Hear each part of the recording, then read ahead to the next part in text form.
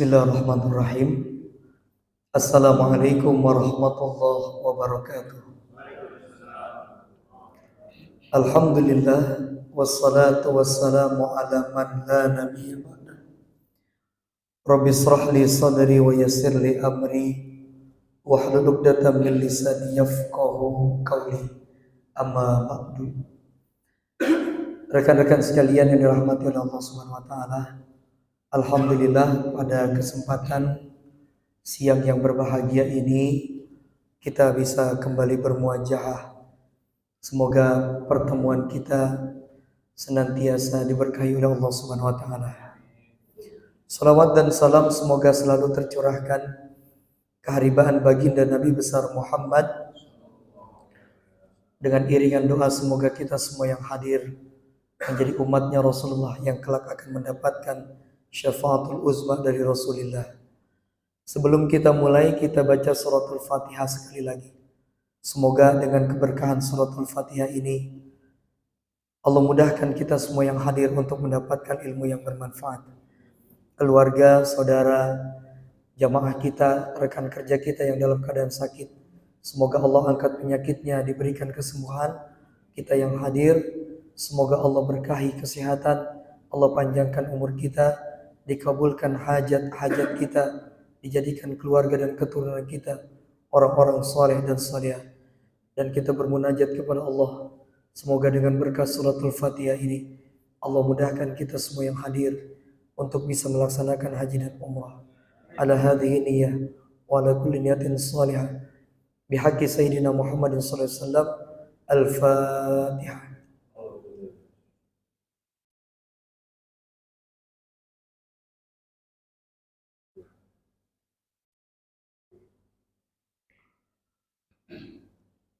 Amin ya rabbal.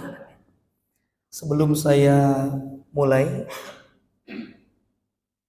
Rasulullah di dalam hadisnya mengatakan, man lam yashkurin nas lam yashkurillah.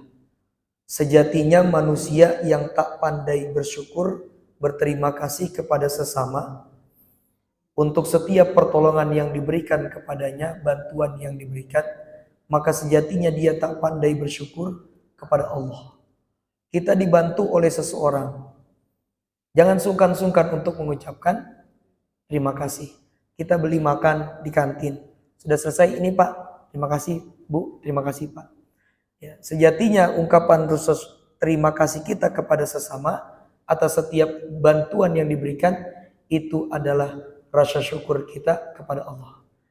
Nah, untuk itu kami ucapkan ribuan terima kasih kepada rekan-rekan semua. Kemarin sudah mengiringi perjalanan umroh kami bersama kurang lebih 52 orang jamaah. Alhamdulillah atas doa dari kawan-kawan kami bisa kembali ke tanah air dalam keadaan sehat, selamat, dan semoga umroh yang kami beserta rombongan laksanakan menjadi umroh yang makbulah, umroh yang diterima oleh Allah SWT. Seutas doa kami, semoga teman-teman yang ikut mendoakan Allah berikan kemudahan untuk bisa melaksanakan haji dan umroh. Amin ya rabbal alamin. Ada beberapa hal, 2 poin saja yang ingin saya sampaikan sebelum kita masuk ke tema. Jadi gini Pak, alhamdulillah tahun ini 2023 kami 3 kali membawa rombongan umroh. Pertama kami berangkat kemarin itu Desember, Januari. Itu Januari kami berangkat, Januari 2023 bersama rombongan. Kondisi cuaca di Saudi saat itu puncak musim dingin. Di Madinah sampai tembus 2 derajat Celcius. Lalu setelah Ramadan 6 hari Syawal kami berangkat lagi bersama rombongan jamaah. Di Saudi, Mekah dan Madinah itu kondisi cuaca pas puncak musim panas. Di Madinah saat itu tembus sampai 50 derajat Celcius. Nah, kemarin perjalanan ketiga kami membawa rombongan jamaah itu pas musim peralihan. Dari musim panas ke musim dingin, dari summer ke winter. Bukan hanya di Saudi, Mekah dan Madinah saja. Dulu ketika kami di Mesir juga sama. Setiap kali peralihan musim, maka apa? maka pergantian itu ditandai dengan turunnya air hujan. Dulu di Mesir juga begitu, mau ganti ke musim hujan. Nah kemarin karena sudah masuk musim peralihan dari panas ke dingin, itu kemarin di Madinah hujan dari maghrib sampai jam 7 pagi, gerimis. Bahkan ketika kami mau umroh yang pertama, itu menuju Mekah itu hujan. Lalu di Mekah pas tawaf yang pertama itu pun hujan. Nah tanah antara Saudi dengan kita beda Pak. Di sana itu padang pasir. Kalau kita tanah lebih gampang menyerap air, apalagi kalau ada pepohonan. Karena pasir begitu hujan mengendap, air gampang naik. Nah, apa yang mau saya sampaikan? Saat ini orang itu banyak sekali yang pakai ilmu cocokologi. Apa-apa dicocokkan. Kalau cocok nih, wah, disebarluaskan. Nah, melihat banjir di Mekah, semata kaki sih kemarin, langsung videonya dipasang ke TikTok, di reel Instagram, Facebook dan lain sebagainya. Apa? Kiamat sebentar lagi terjadi. Mekah banjir. La ilaha illallah. Silakan buka sejarah. Kitab sejarah yang mana saja. Kitab Sirah Nabawiyah. Atau enggak usah yang tebal-tebal. Kitab sejarah yang paling tipis. Judulnya Khulasatu Nurul Yakin. Di dalam kitab sejarah itu dijelaskan saat Nabi masih hidup 1500 tahun yang lalu. Bahkan belum diangkat jadi Nabi dan Rasul. Apa? Banjir bandang melanda kota Mekah. Sampai Hajar Aswad dipindahkan dari tempatnya. Rasul masih hidup. Jadi jangan apa-apa dikit-dikit dicocokkan kiamat-kiamat. Kayaknya udah gak sabaran sekali. Nah, kita juga di sini kan sudah mulai peralihan ya. Ini aja udah mendung nih. Beda sama bulan lalu. Rumput-rumput yang tadinya di depan kering, menguning, mati. Karena udah musim hujan, mulai tumbuh hijau lagi. Kata Allah, وَجَعَلْنَا مِنَ الْمَاءِ حَيًّا. Mulai hijau lagi rumputan. Nah karena peralihan di Saudi itu turun hujan, maka rerumputan yang di gunung-gunung Saudi mulai menghijau. Melihat lagi perjalanan ziarah kota Mekah, melihat gunung-gunung pada hijau, rumputnya pada hijau, divideoin. Pasang di TikTok, di Instagram, gunung-gunung di Saudi sudah menghijau. Tandanya subur, sesuai dengan hadis Rasul. Bentar lagi, la ilaha illallah. Padahal hanya karena sebab peralihan musim, cuaca. Sampai juga saat ini yang terjadi, apa? Perjuangan saudara-saudara kita, para mujahid, dan juga orang-orang yang ada di Palestina.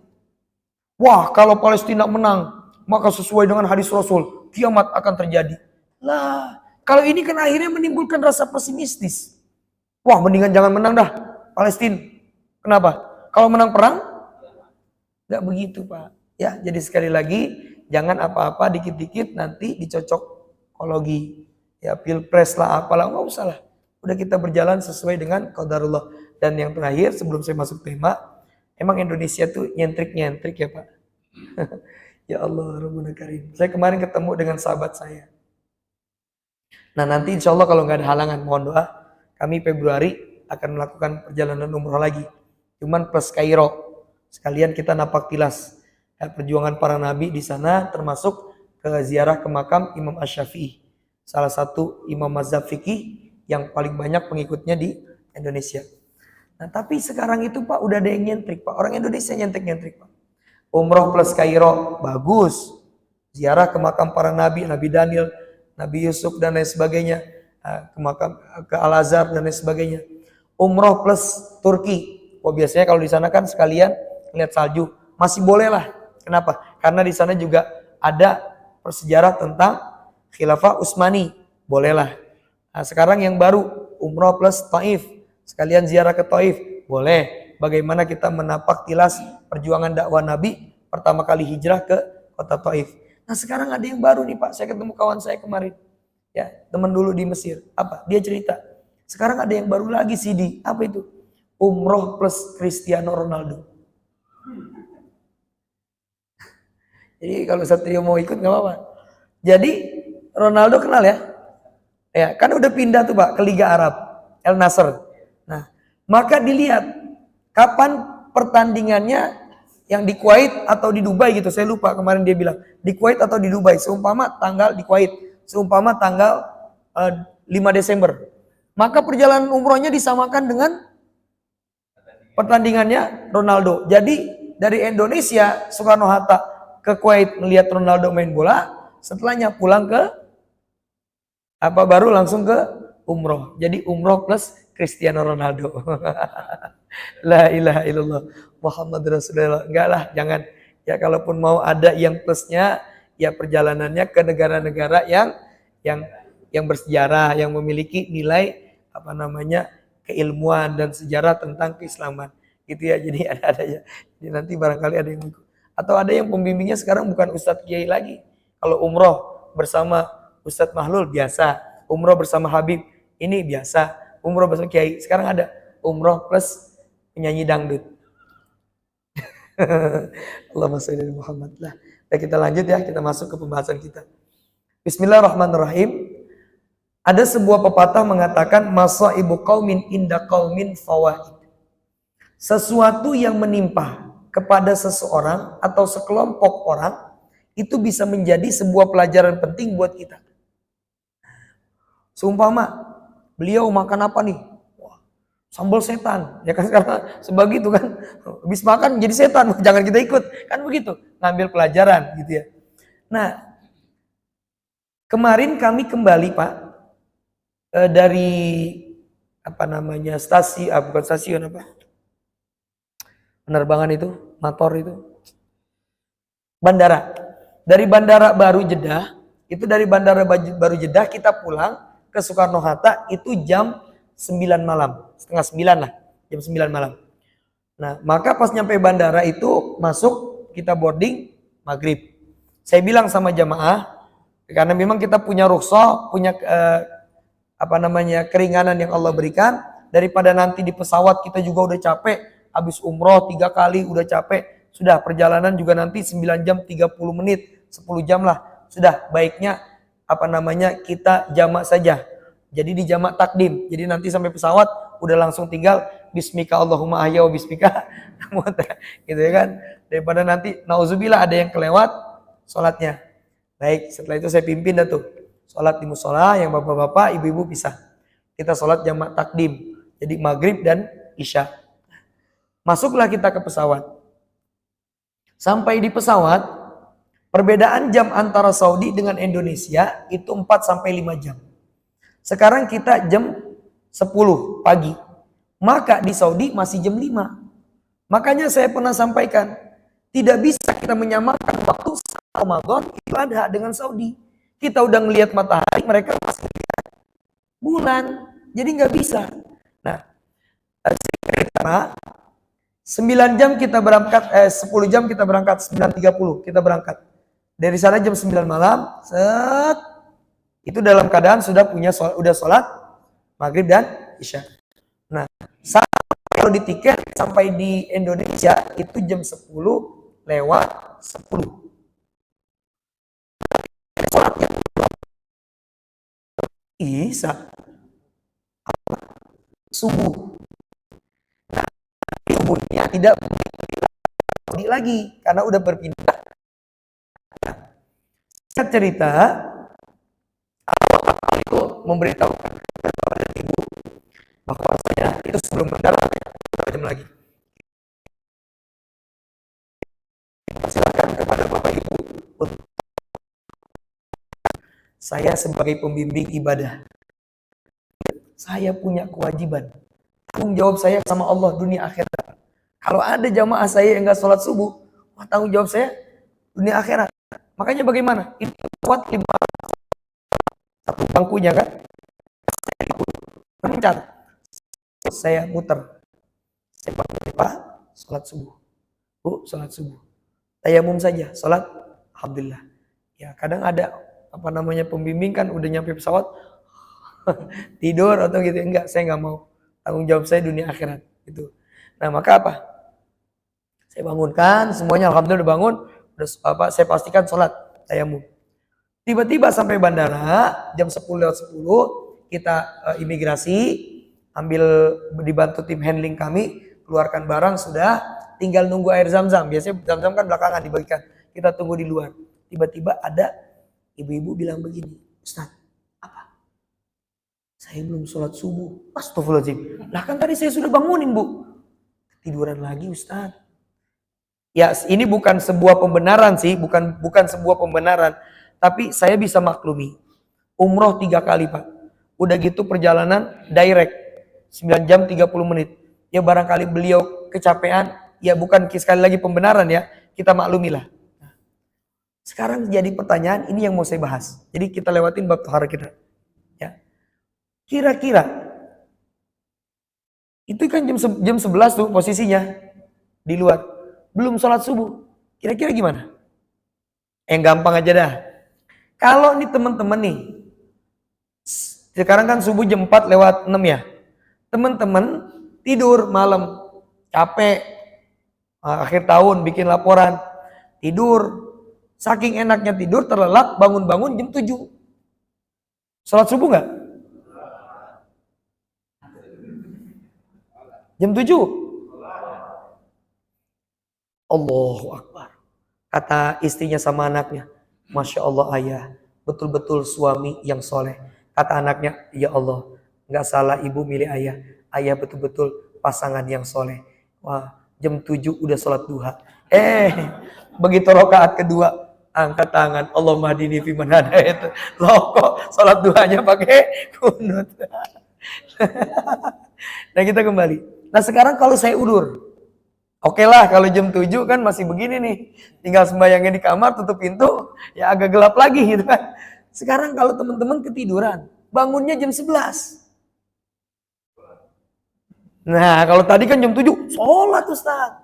Sekarang bangunnya setengah 12, dikit lagi mau sholat zuhur. Ini yang akan kita bahas ya. Ya mudah-mudahan tadi tuh masaibu qaumin inda qaumin fawaid. Satu hal yang menimpa kepada orang lain atau sekelompok orang jadi pelajaran buat kita, gitu ya. Nah, kira-kira bagaimana? Ini yang kami jelaskan kepada beliau. Bismillahirrahmanirrahim. Qada'ul fawaiti. Bab tentang mengqadha salat yang terlewatkan atau terlupakan. Salat yang terlewatkan atau terlupakan ini dibagi menjadi 2. Ada yang karena ketidaksengajaan, karena khilaf. Ada yang kedua, salat ini terlupakan sama dia, betul-betul sengaja. Emang dia nggak salat, sengaja. Nah, ini maka bagaimana cara mengqadhanya? Baik, yang pertama, salat, sebentar.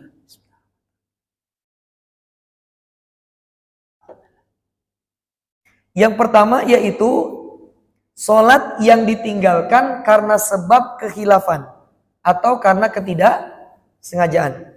Ittafaqal ulama ala anna qada as-salati wajibun 'alan nasi wan naim. 4 mazhab, Imam Hanafi, Imam Malik, Imam Asy-Syafi'i, Imam Hambali, semua sepakat.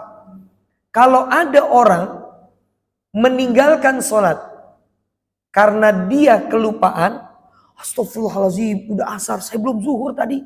Nah, ternyata dengar asar. Memang kelupaan karena mungkin aktivitas di kantor lagi padat, betul-betul lupa, blank. Nah. Atau karena ini, karena dia ketiduran. Maka menurut 4 mazhab,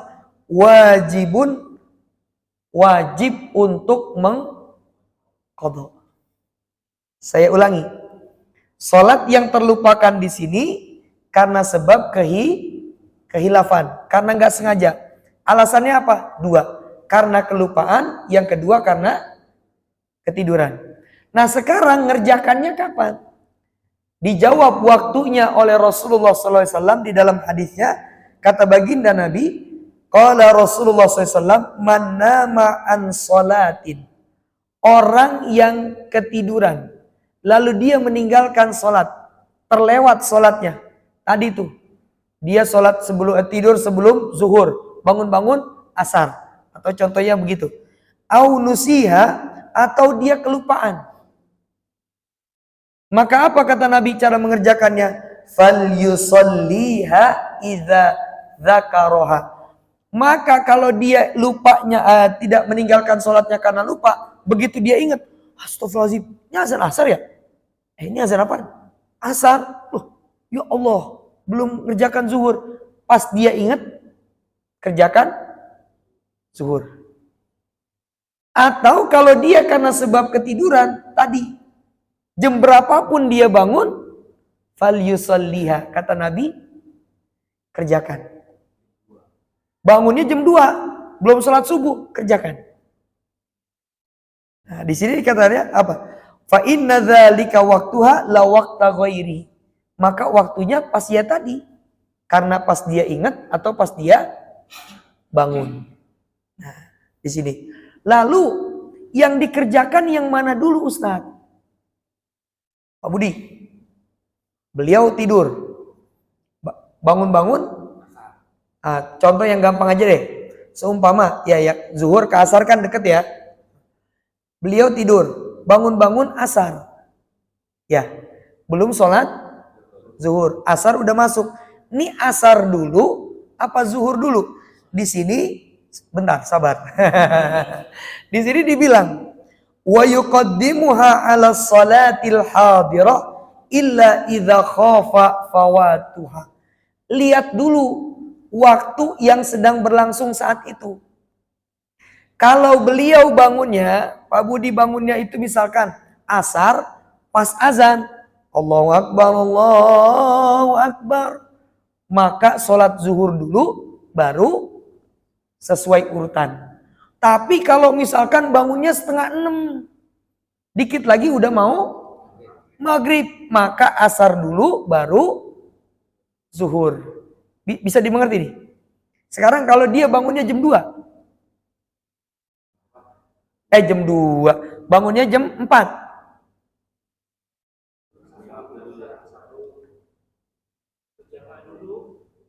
Waktu, saya nggak nanya berjamaahnya, waktunya. Jam 4. Kalau waktunya udah injury time, saya ulangi ya. Nih, tidur jam 11. Bangun azan asar. Maka kalau waktu sholat asarnya itu masih panjang, maka zuhur dulu. Sesuai dengan urutan. Zuhur, asar. Tapi kalau asarnya, misalkan bangunnya pas 5:30 menjelang maghrib. Itu kan udah injury time tuh. Maka asar dulu dikedepankan. Waktu saat itu baru setelahnya. Bisa dimengerti nih. Nah kalau dia bangunnya jam 5.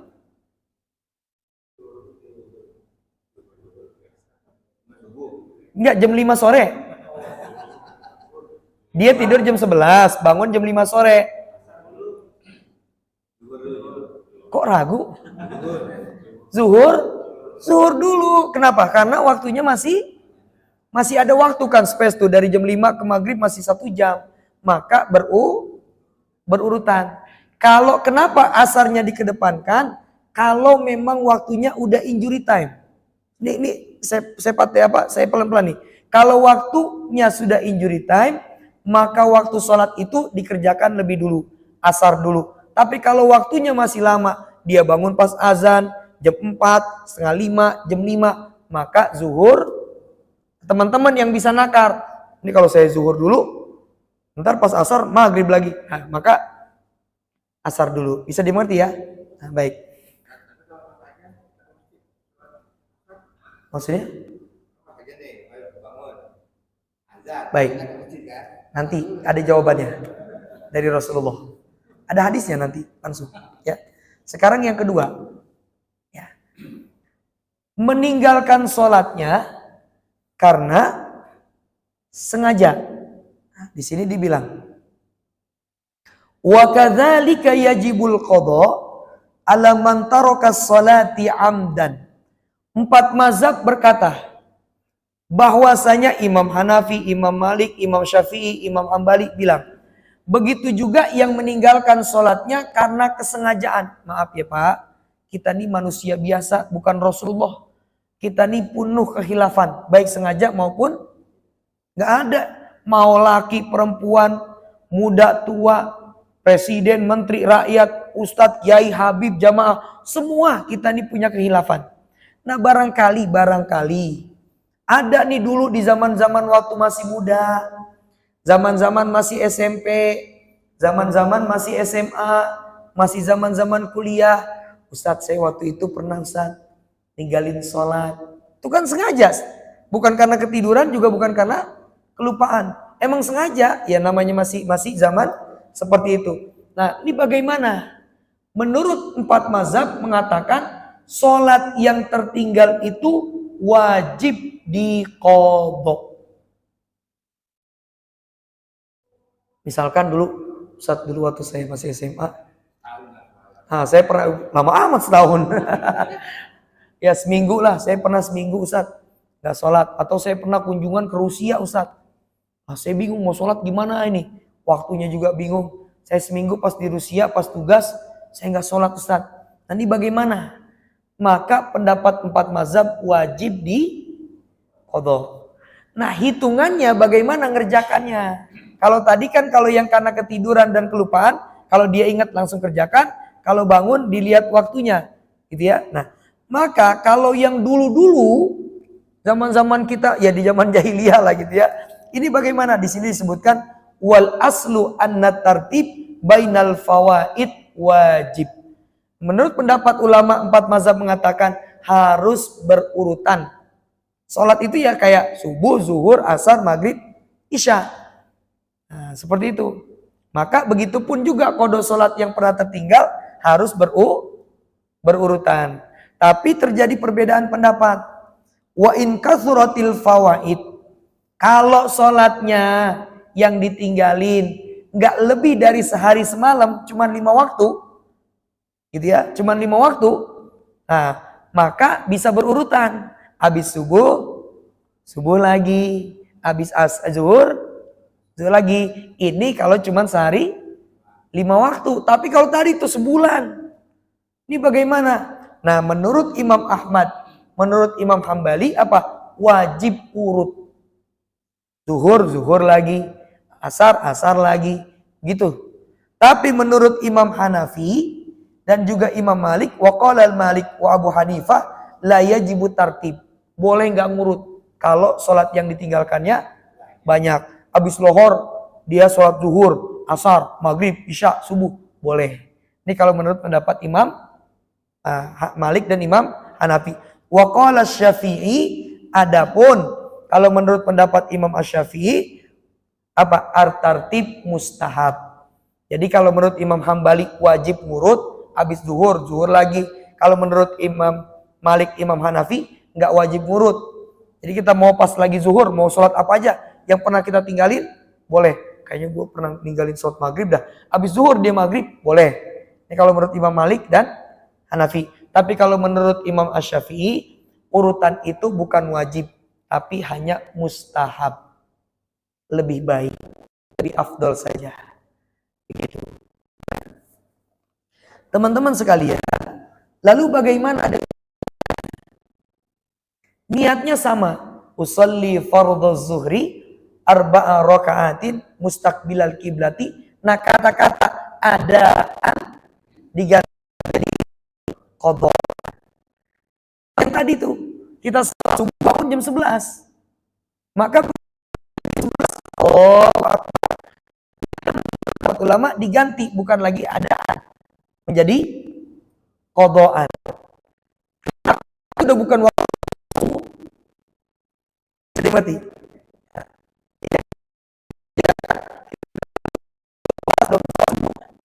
Subuh, tapi niat adaannya diganti menjadi qadhaan. Karena kita sholat bukan sholat subuh.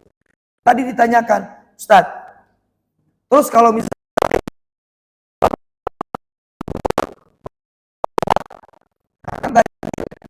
baru asar. Nah ini bagaimana? Pas saya ke masjid, tiba-tiba udah komat, Allahu Akbar, asyhadu an la ilaha illallah, kan gitu ya? Nah, kalau saya sholat zuhur dulu ketinggalan asar, maka ini hadisnya langsung dijawab oleh Rasul di dalam hadis. Waruya Nafi an Ibni Umar anna Rasulullah SAW qala, Rasul bersabda, Man nasiya salatan. Orang yang tadi tuh karena ketiduran atau kelupa. Falam yadhkurha illa wa huwa ma'al imam falyutim salatahu. Maka bagaimana? Menurut para Rasulullah, udah sholat dulu asar. Bersama dengan imam. Sembayang dulu tuh. Sempurnain. Lalu setelahnya apa? Fa idza faragha minas shalat, begitu udah selesai salat asar bareng imam, apa? Falyusallil lati nasiya, maka dia salat zuhur, baru setelahnya apa? Tsummal yu'id as-salatul lati sholaha mal imam. Lalu ulang lagi salat asarnya. Paham nggak? Saya pelan-pelan. Saya jam 11 tidur. Ya, saya jam 11 tidur. Bangun-bangun asar. Allahu Akbar, Allahu Akbar. Astagfirullah. Apa? Iya. Maksudnya? Oh iya. Saya Allahu Akbar, Allahu Akbar. Saya belum sholat zuhur nih, bangun asar. Saya ke masjid.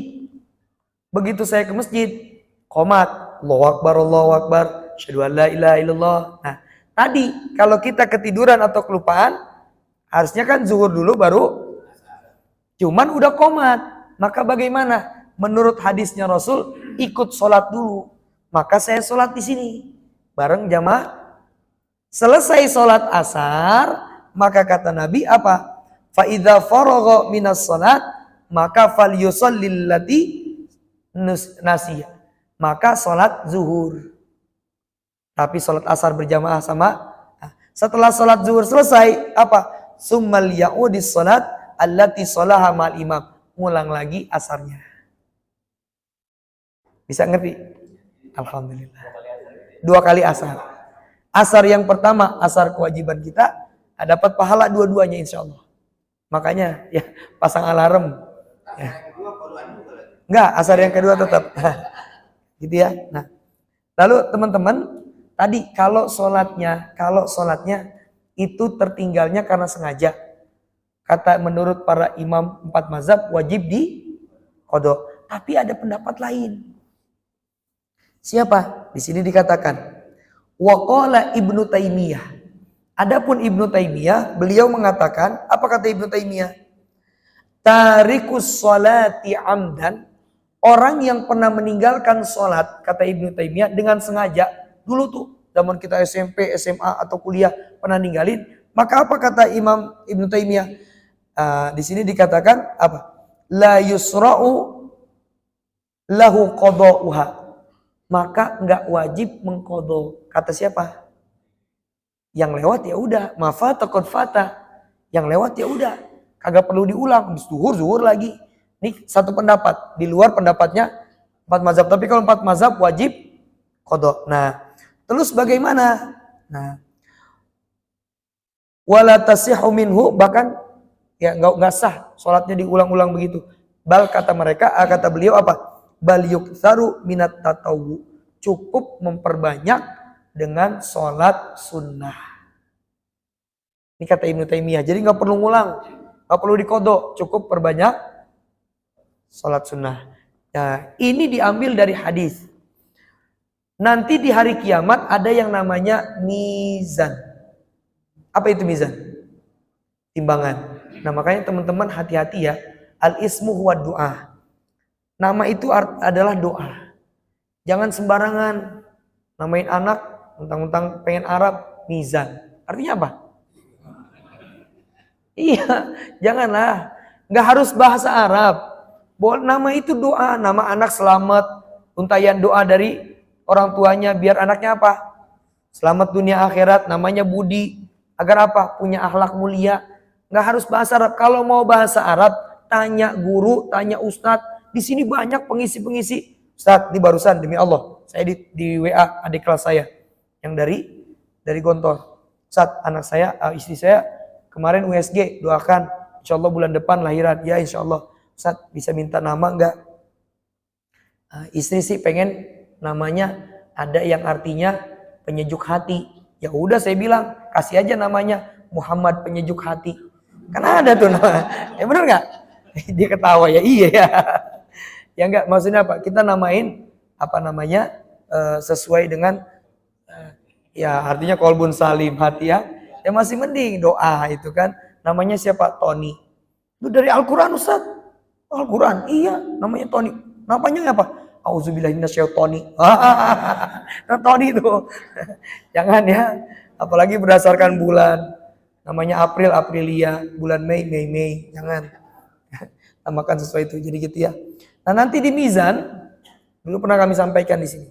Awwalu ma yuhasabu alaihi abdu as-salat. Yang pertama ditimbang tuh salat kita, Pak. Ini mizan. Kan mizan begini ya, Pak. Ini ada berat, ada dua neraca gitu kan. Nah, ditimbang nih. Satrio ditimbang. Ini berat, amal baik. Ini amal buruk. Begitu ditimbang begini. Wah, amal berat, amal baiknya berat. Berarti apa? Masuk surga. Masya Allah. Lalu ditimbang lagi teman-teman. Ditimbang lagi yang lain. Begitu ditimbang ada orang ditimbang apa? Ini amal baik, ini amal buruk. Yang berat amal buruk. Masuk neraka. Ntar dulu kata Allah. Ini Rahman dan Rahimnya Allah. Apa kata Allah? Ya malaikati. Hai malaikat. Hali abdi tatawu. Ini hambaku ini yang amal baiknya ringan. Beratnya maksiat. Dia punya amalan sholat sunnah enggak? Bentar ya Allah. Saya cek. Dicek. Wah ada ya Allah. Apa? Ini hambamu rajin qobliyah ba'diyah. Kalau gitu kata Allah. Khudh min hadhihi tatawu. Takammulan bis sholati. Ambil pahala qobliyah ba'diyahnya. Sempurnakan sholatnya. Ambil. Cut. Seimbang. Masih masuk surga? Belum. No, seimbang. Ntar dulu. Apa kata Allah? Coba cek lagi dah. Begitu dibuka. Ya Allah. Ini hambamu. Kalau terawih. Kagak pernah dia ninggalin. Terawihnya full. Tahajud saban malam. Duha. Setiap hari. Maka kata Allah. Ambil pahala itu. Dimasukin. Loh. Menang. Masuk surga. Nah maka dari hadis ini. Ibnu Taimiyah menjadikan landasan hujahnya bahwa orang kalau dia pernah meninggalkan sholat di masa lalunya karena kealfaannya, ya tadi karena kehilafannya, maka menurut Ibnu Taimiyah nggak usah lagi diqodho sholat yang tertinggal, cukup memperbanyak sholat qobliyah, ba'diyah nggak ditinggalin, tahajud, duha dikerjakan. Jangan udah ngambil Ibnu Taimiyah tapi sholat sunnahnya kagak.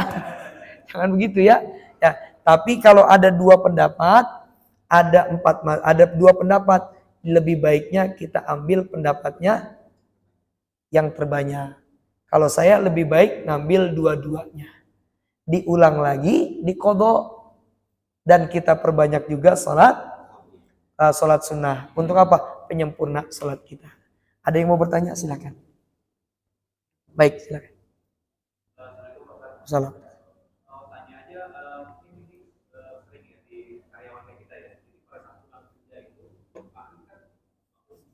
Baik. Baik. Baik.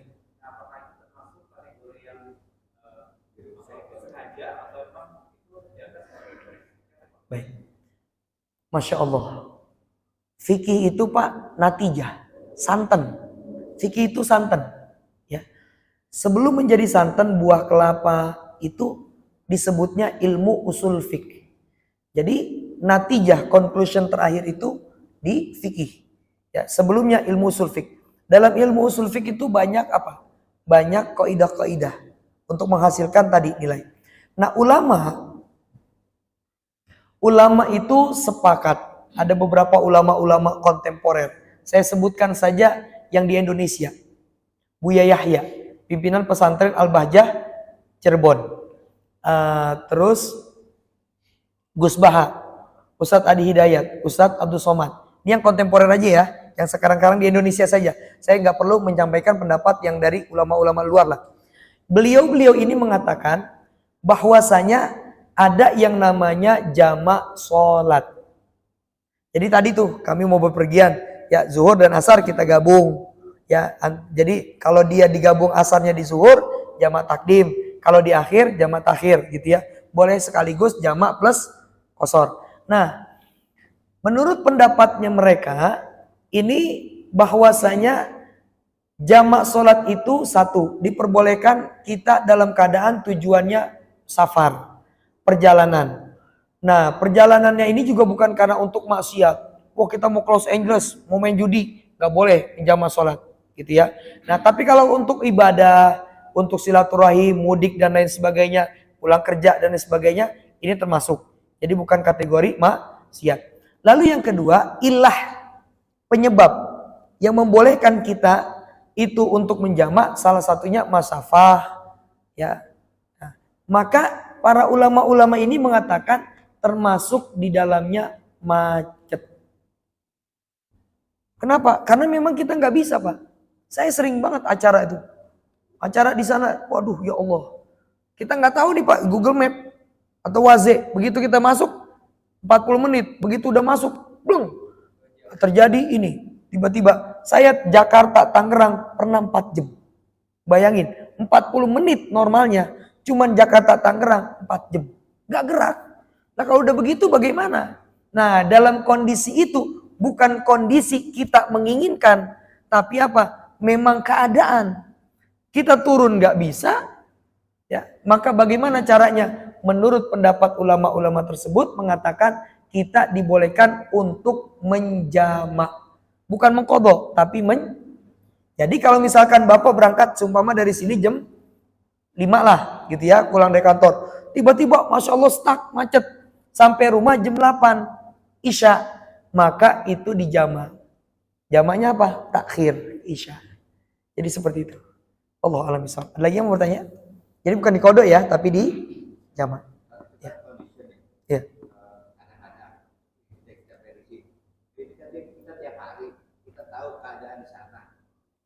Baik. Baik. Ustadz, ini kan perjalanannya emang tiap hari. Beliau misalkan rumahnya di Bekasi. Emang tiap hari. Yang namanya jalanan gak bisa diprediksi. Ya biasanya mau Ustadz tiap hari ya macet. Saya paling sampai rumah jam 6:30, masih ada setengah jam, 2 jam perjalanan. Tiba-tiba pas setak, bener-bener gak bisa gerak. Nah ini kondisional saja gitu. Nah, tapi ya memang kalau mau lebih aslam, lebih baik ya tunggu aja maghrib. Di rest area udah maghrib baru berangkat lagi gitu. Tapi memang sekalipun perjalanan ini kita lalui setiap hari gitu ya, karena kita berangkat kerja, memang ada kondisi-kondisi tertentu ya setak. Tiba-tiba atau masalah ada apa-apa atau macet. Bisa kita tunggu sampai maghrib. Ya monggo lebih baik lagi. Capek ya prediksikan. Nanti dulu maghrib baru saya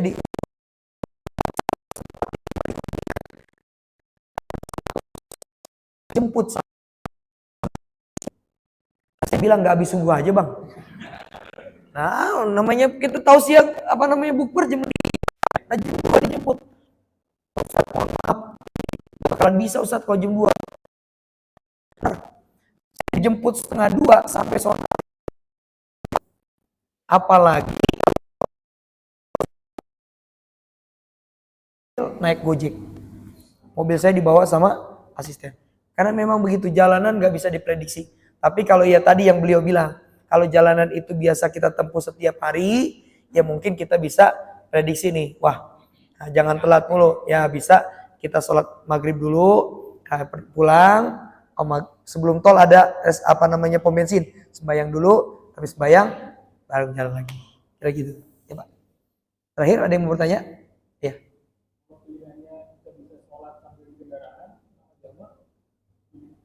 Oh subhanallah. Nah ini kondisinya lihat dulu. Kalau antum disopirin enak di belakang Pak. Allahu Akbar. Masalahnya kalau bawa mobil nggak bisa Pak. Ini ribet. Bikin gerak-gerakan ini rem gitu. Maka niatkan saja gitu. Tapi kalau antum sumpama tadi ada asisten gitu kan, ya boleh silakan. Tapi kalau nggak ada bawa sendiri, ya lebih baiknya dijamak saja. Begitu. Tapi dengan niat memang kita ini bukan karena sengaja ya. Karena memang keadaan kondisi. Tadi tuh yang saya bilang, dari Tangerang ke Jakarta, udah kayak ke Bandung 4 jam. Yang harusnya cuman 40 menit ya. Wallahu a'lam bishawab. Mudah-mudahan yang kami sampaikan ini bermanfaat. Kita bisa terus memperbaiki kualitas ibadah kita. Teman-teman sekalian, perkara tentang qada sholat ini bukan berarti kita memudahkan perkara sholat. Udah gua nggak usah sholat aja dah, tak tinggal di kodok. Nggak begitu. Ini yang tadi terlewat itu mungkin karena kealfaan dan ketidaktahuan kita. Nah kalau teman-teman sekarang udah tahu, nggak pakai, nggak ada alasan. Seburuk apapun, sesulit apapun keadaan, tidak ada alasan untuk meninggalkan sholat. Kata Nabi apa? Al-farqu bainana wa bainal kufar as-sholat. Pembatas antara kita dengan orang-orang non-muslim cuma satu. Apa kata Rasulullah? Sholat. Faman tarakaha faqad kafara. Yang meninggalkannya maka gugur keimanannya. Jadi jangan maka salah qada salat ini jadi satu alasan buat kita gampang-gampangin untuk meninggalkan salat. Waliyadzubillah. Kita tutup dengan bersama membaca doa kafaratul majlis. Subhanakallahumma wa bihamdika asyhadu an la ilaha illa anta astaghfiruka wa atubu ilaik. Assalamualaikum warahmatullahi wabarakatuh.